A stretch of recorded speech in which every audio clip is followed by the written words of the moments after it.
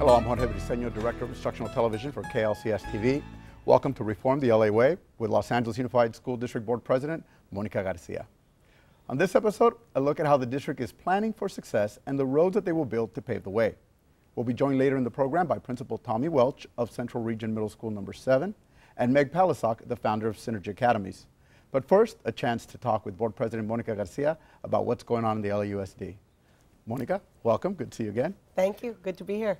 Last time we started with the 5 goals that the board has set for itself, and I think that's a good place to start again. Will you remind us what those goals are and where we are in the progress? Absolutely. The board works every day to fulfill the 5 goals, which are starting with 100% graduation, proficiency plus for all, 100% attendance for students and staff, engaged parents and families, and finally, safe schools. So we want to challenge ourselves to make sure that every dollar that we allocate, every policy that gets passed is helping the district focus and achieve those goals.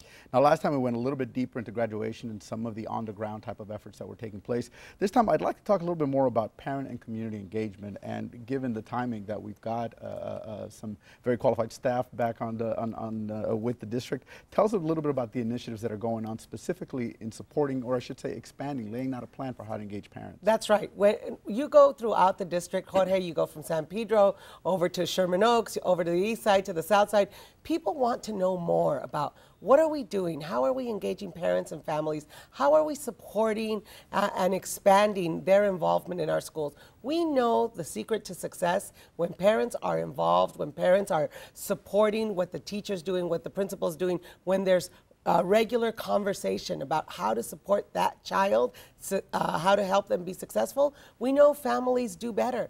And so we want to make sure that every school has a culture, every school has an attitude of embracing parents, treating them as partners, including them in the solutions for that school. And from the district level, we want to make sure that we have personnel, we have leadership that is supporting that goal also. I'm so thrilled that Maria Casillas has joined the team of John Dacey, and Maria Casillas is now our Chief Officer for Parent and Community Engagement. It is about the school site service, the relationship a family has with that school. It is also about the partnerships, our community.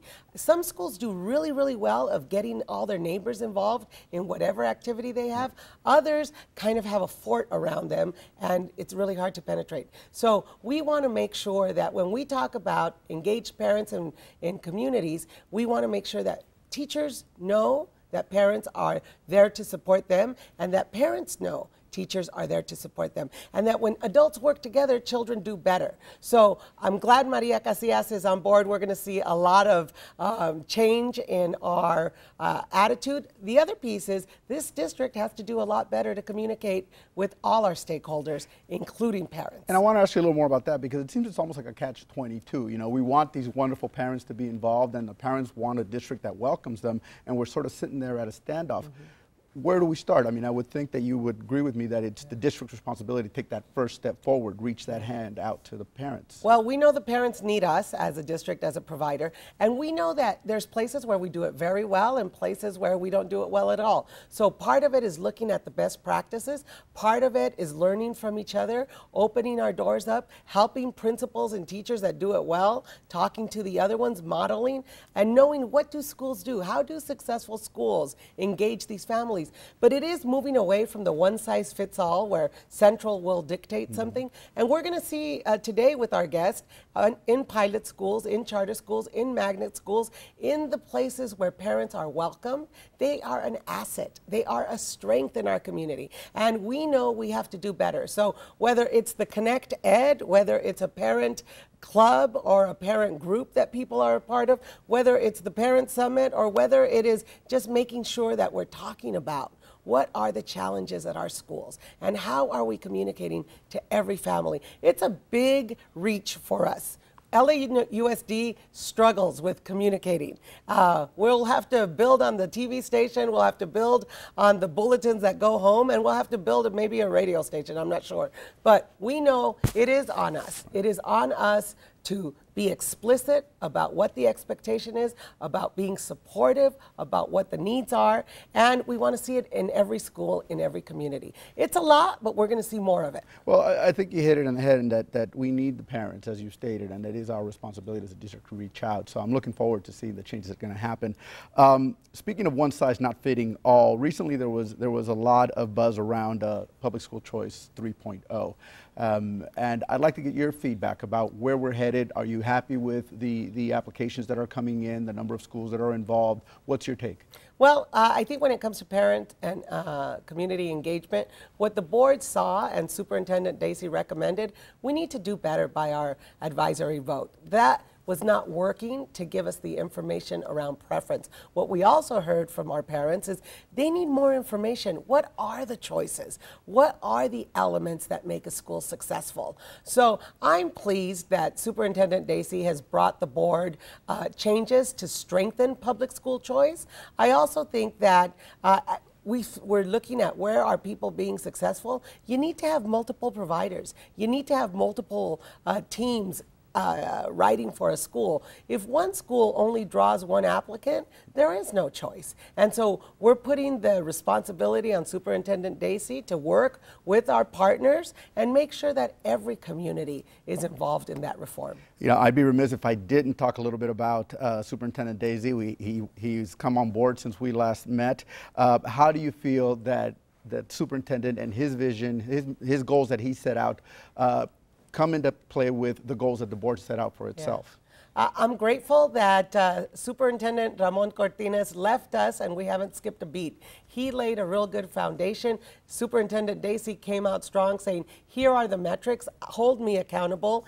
I love his all youth achieving slogan. It's right there with the board's college ready, career prepared. John Dacey is a man who came to Los Angeles wanting to make a difference. He wanted to take this very tough job, and he said he was going to engage our communities. So I'm thrilled that the board has embraced his leadership, and we want to see him be successful. He has a very tough job. Being superintendent in Los Angeles, sure. I think is unparalleled in challenge. But he is being clear about the metrics for his success. He is clear about being supportive, strengthening that work that we have all done to reform LA. And he wants to be a partner. He wants to be a partner with our parents, with our stakeholders, and with everyone who's going to help him be successful. Well, I know we'll be touching on Superintendent Dacey much more in the future. Now, don't go away. We'll be right back with Principal Tommy Welch and Meg Pelisock right after this break.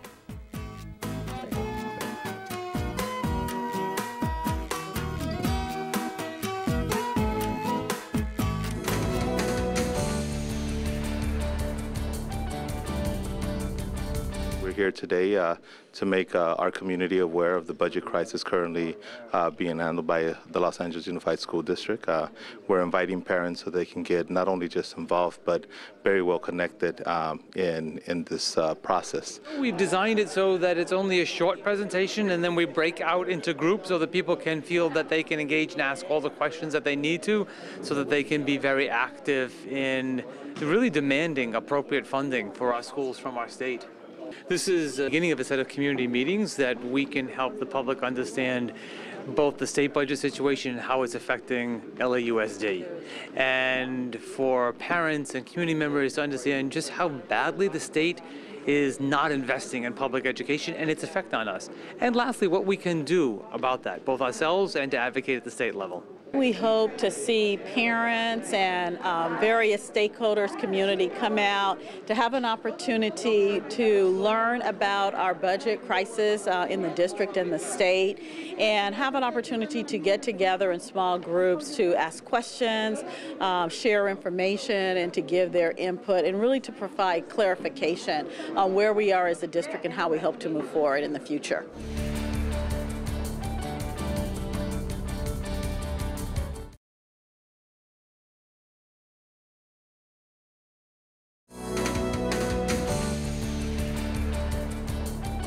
We are here today at Long Beach Memorial Hospital, We have the Wise Owl Nation, we have the International Children's Choir, and patients from the Long Beach Memorial Hospital, the Miller Children's Hospital. Today is like our grand finale for our second book entitled Colors of Joy and Happiness. We've been coming to the hospital every other week and doing art projects with the patients. It's a labor of love to share this art book on how to make special art projects with children's hospitals all around the United States. Dr. Federdun Shukaford is the presenter of the book. His wife, Rika Shukaford, is a special education teacher at 186th Street School. And so we are soaring academically, artistically, and peacefully.